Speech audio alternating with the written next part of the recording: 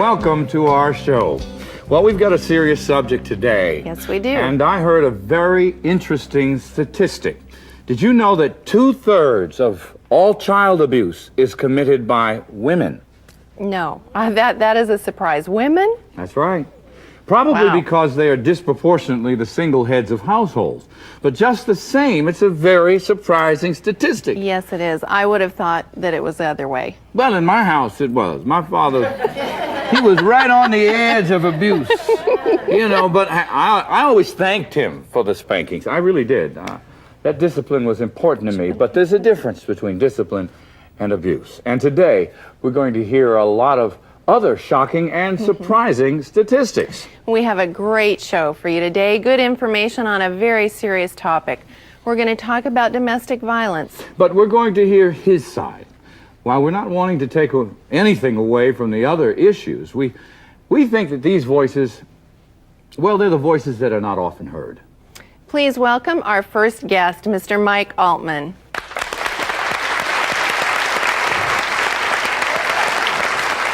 Hi. Good to see you. Mike Altman, well, first of all, I want to thank you for joining us on our show. Yes. I know these aren't easy things to talk about. And you, I won't say you are, but you were a male perpetrator of domestic violence. That's correct. It's a difficult thing to deal with. Would you tell us your story? Sure. It is difficult because it's revealing to the world at large a secret that I don't want known. Right. And my violence began actually in 1964 when I was a college student, married with 2 children. Very stressful. And one evening something triggered me. I don't know what it was, but I threw our stereo across the room. Wow. The years that followed, the rage and incidences occurred more prevalent. The other side of my picture was this. While I am perpetrating at home and on the highway and at my place of employment, I was also a devout church person. Elder in the local church had a very good side of me that was shown. I had my church face and then I had my real face. In 1994, after I had been sentenced with menacing for an axe incident, Wow. I went to a treatment center in Bowling Green, Kentucky. And it was during this time at Bowling Green, Kentucky that I realized that I had a problem. It was not about the people that I was perpetrating. I always felt that they were causing me to be angry. What were the triggers in your home or from other people? What were those triggers that you thought they were responsible for? Were there particular behaviors that would set you off? Yes, you're correct. That's correct. I would say that the triggers had to do with childhood abandonment, and which gave me no value. So when someone did something to me that touched my value, that was a definite trigger for absolute rage. And so when you, in your marriage, what were those things that your wife or your children could do that would trigger that? After I went to the bridge, and I was there for, let's say, 2 months, and I came home, and I'm trying to act very good and do my program, and one evening I did something that my wife did not like, and she put her hands on her hips and she said, "And to think, we wasted all that money on you at the bridge." Boom! My chair went sailing. Wow. Because I was trying to do something that I thought was worthwhile, and I felt discounted. You wrestled with this rage for quite a while, a number of years. Yes. And you mentioned and touched on the fact that rage became an addiction. I believe it is. There must have been some kind of gratification or some kind of satisfaction of something within you that this rage seemed to express. What was that? I think it was my identity of having power and control, because in my early life I had no power and control. I was robbed of all value as far as being allowed to make a decision. I was told what to do, when to do it, and how to do it. If I did not obey, boom. Now, where in this process, like when you went to the bridge, obviously at that point you were motivated and you knew something was wrong, but did it take a while before you really understood what I'm doing is is abusive, it's out of control, I have a problem. Was it your wife having to come and say, this is out of control, or did you kind of suspect? I believe this was a process of understanding, of awareness, that it didn't happen the first time. It probably took 3 to 5 years for this really to mature to where I realized and would refer to myself as a perpetrator. You would refer to yourself as that? In groups now, I refer to myself as the perpetrator, and that I have a responsibility as a perpetrator to protect you and you from me. Did you have a perpetrator in your life that had rage and anger? Yes. One time I went to visit my father, probably one of the few times, and I didn't know that this was about my father and mother's child support issue. And I surprised him about 10 o'clock at night in his wood shed. He was chopping wood, and I burst through the door saying, "Hi, Daddy," and he spun around and he looked at me and he said, "GD, you little SOB, what the blank are you doing here?" And he threw his axe across the room. Oh my goodness. Good Lord. So that was my perception of my father's value of me. I'm curious, did your faith ever become more real for you after you began to turn your life around? Oh, yes. My faith is a living, vibrant faith. I have a relationship with my higher power now that I did not have before, because I perceive my higher power in the same way I perceive my father and mother. Yes. So you had rage against God as well. I have done anger work against God. And now it seems as though things have turned around. Things have turned around. I have a beautiful relationship with my wife, myself, my family, and my God. That's incredible. That's good news. Mike, we're just grateful that you came Thank you. to share your story with us today. And there is treatment. There is hope. When we come back, we're going to meet another man, but this time a male victim of domestic violence. His wife was criminally charged after he was hospitalized on several occasions.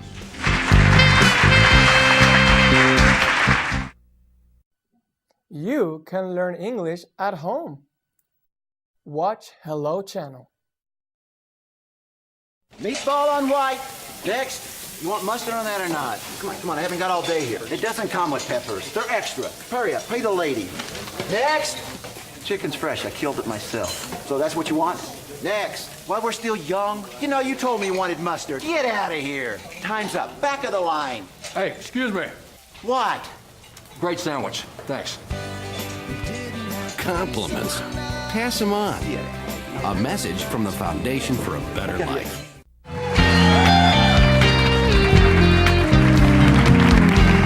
Please welcome Bob Ellis. Now, Bob, you were a successful airline pilot with a wife and a son. Can you tell us how the domestic violence came about? Well, it started early on, probably 1992 is when it initially started, and I did see signs of erratic behavior when I was dating, but I kind of overlooked them or largely ignored them. But after the birth of our son, it became intensely severe. The severity of the attacks and the emotional outbreaks and the mood swings were just intense. So now you're successful at work and you've got a new baby, and now things are really blowing up out of control. Is that? Yes. Probably the most illustrative example was just 3 or 4 days before Christmas. I think it was December 20th. I was holding my son, unlocking the car door, and she came up from behind and hit me in the right temple with an object in her hand, and then tried to kick me in the genital area. And it was just I almost dropped my son. She hit me so hard. I mean, I was dizzy and had to go into the emergency room to get treated. And this is just the beginning of it, but that's when I knew there was something really wrong. And you had to here. call the police and say, my wife is out of control and I'm running with my son. Yeah, I called them all the time, many times. They knew who you were. Was making that first call hard? Once the violence started, it wasn't too hard, but it was hard in the sense that I wanted some kind of resolution to this, or some kind of a program to get through this. I didn't really want divorce at this point. I wanted to, try to help solve the problem. Did you have any kind of understanding or at least some kind of perception of why she was behaving this way? No, I didn't know. I mean, I had no idea what would be causing this. Well, What was the first step that you took in trying to decipher what is this problem? Why is this woman going off on me like this? What was the first step you took in getting help? Well, I talked to counselors and ministers, professionals in this area, and even medical doctors to see if there was anything we could do. But nothing really came to avail. Nothing really worked. So you just hit a helpless wall. That just hit that place where you thought, there's nothing I can do. Yeah, and even then I didn't give up because I knew my son was going to be left there somehow. What was the result of your not giving up? What did you gain? What did you lose? Well, actually, by not giving up, harmed me a lot more in retrospect. I think if I had never even gone to court, never even gone to trial through the divorce, I'd have had more visitation time and better visitation time than I have now. Because frankly, I have no contact with my son. Your son is with the perpetrator of this domestic violence against you? Yes, with all the evidence that was placed Doesn't the before court recognize that a person who would perpetrate this kind of frequent crime on the spouse very well may express that kind of violence with the child? I mean, I would think they should know that, but it's clear to me that, you know, you might say truth, justice, and fairness clearly didn't exist in my courtroom. We've got clarity on some of this thought. Please welcome now Lynn Hussar, Bob's support advocate.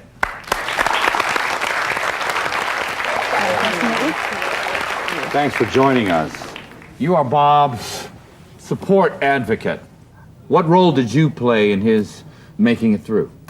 Well, I didn't get started in advocating for and with him and supporting him until he was really beyond the abuse. And the reason that I became interested in it is because I saw it as a missing piece to the puzzle. Well, I'm anxious to hear some of the statistics relevant to Bob's particular situations. Can you share one or two of those statistics? These are statistics that have to do with fatherless children. And that's what I think is really important that we address. Children without fathers in the home are 5 times more likely to commit suicide, 32 times likely to run away, 20 times more likely to have behavioral disorders, 14 times more likely to commit rape, 9 times more likely to drop out of high school, 10 times to abuse chemical substances, 9 times more likely to end up in a state-operated institution, and 20 times more likely to end up in prison. That's without fathers. Wow. And all throughout the United States, fathers are being kept away from their children. And the key element, too, is in my case with my son, the seeds are now planted for him to abuse. I mean, his mode of conflict resolution is violence today. Wow. When we come back, we're going to have Mike come back and his wife and see how they were able to keep their marriage together and heal from the violence. Don't go away. We'll be right back.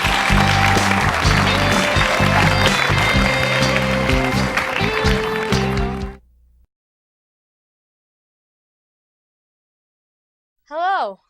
Hello. Hello. Hello. Hello.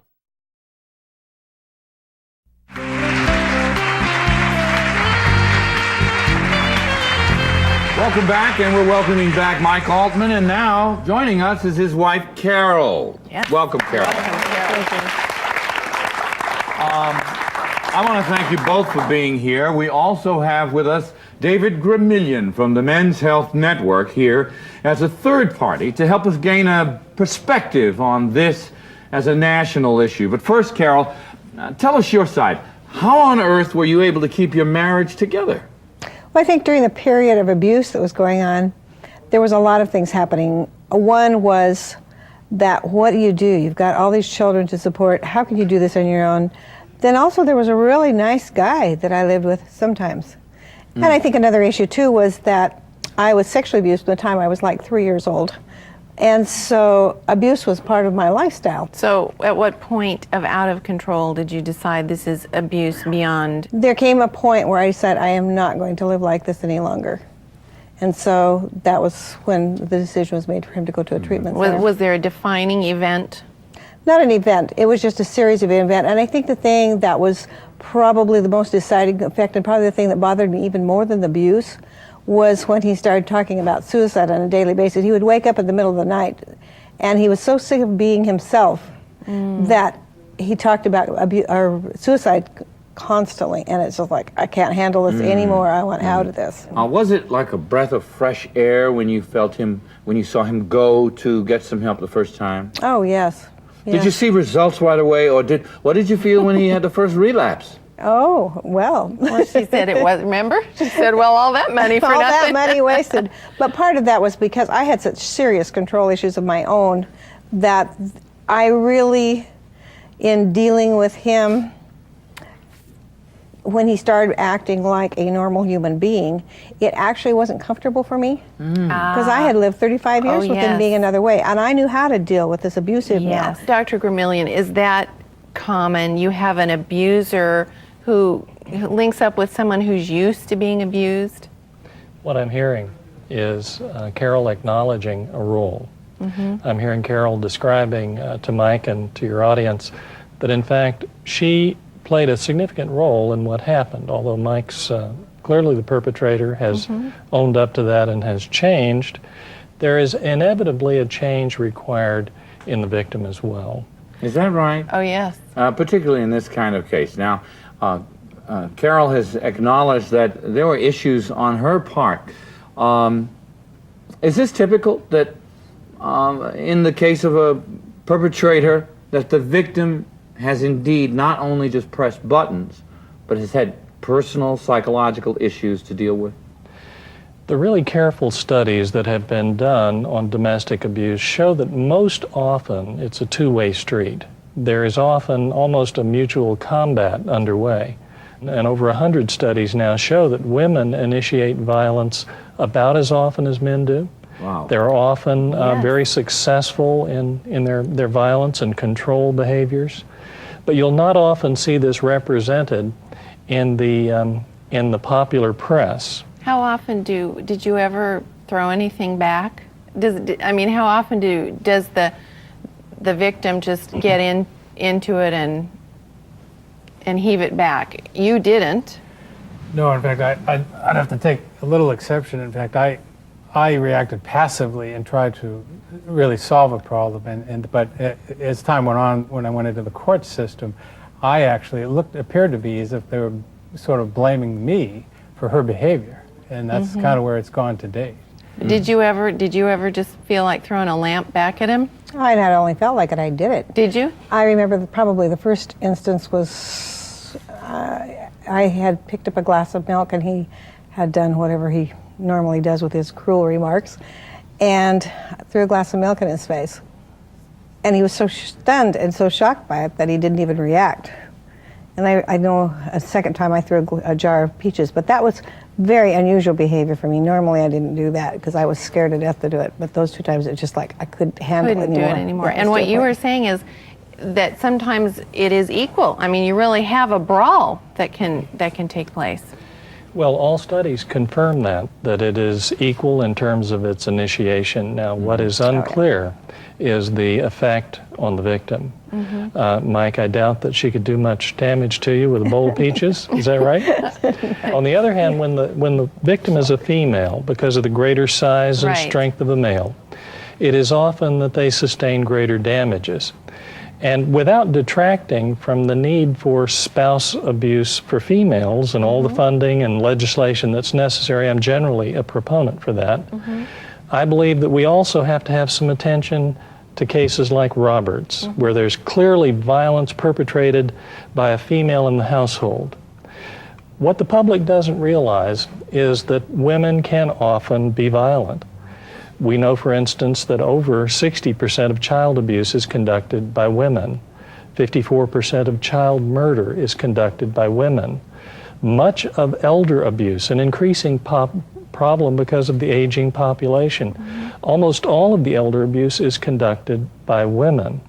So to look at male as perpetrator in a vacuum avoids these other elements of violence within the household that, if properly addressed in our lifetime, could perhaps bring about an end to this cycle of domestic violence that seems to pass from generation to generation.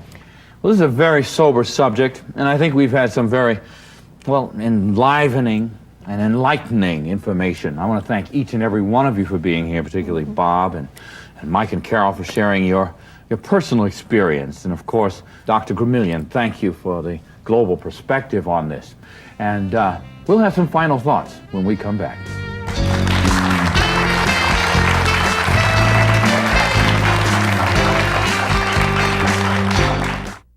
Are you looking for a way to change your life?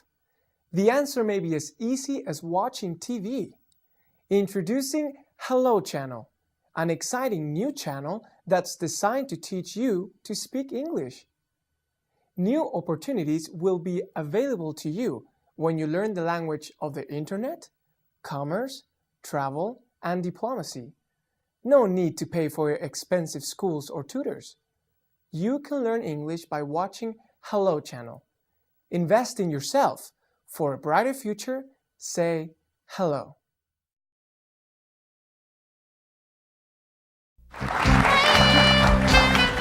Well, we've had a wonderful panel of guests here, huh, Tammy? We have. I look over you, Bob, and I know you've been a victim, but there's new life. Are there final thoughts you want to share? Yes, I don't have much in the way of any resources, and I can't really fight my battle any longer. I've run out of funds. I just pray every day for my son's welfare, and I hope at some point I can find assistance to help my son out of that situation, or even see my son again. Wow. Dr. Gramillion, do you have any words of wisdom, encouragement? Unlike the situation with abused female spouses, abused male spouses have literally no resources. There's no federal funding. There's a great need for that. But for your viewing audience, as well as for Robert, I would encourage him to contact the Men's Health Network, www.menshealthnetwork.org, where there are a lot of resources, contact opportunities, and I think there are many people who would benefit from reviewing that site. Thank you, Mike. Thank you, Carol, for being here, and thank you for reaching out to help so many other people. Yes. We also have a website to mention to you for SAFE. It is www.safe4all.org. And with 2/3 of the nation's children growing up in broken families, it's a vicious cycle. It must be stopped. Doesn't matter whether dad is hitting mom or mom is hitting dad. Spirits get broken. The children are the ultimate victims. If you or someone you know needs help in getting out of an abusive situation or trying to save their marriage from domestic violence, please refer to our website at www.lifestyle.org. There you'll find links to the Men's Health Network as well as to SAFE. Thank you for joining us today. For Tammy, I'm Clifton. We'll see you next time on Lifestyle Magazine.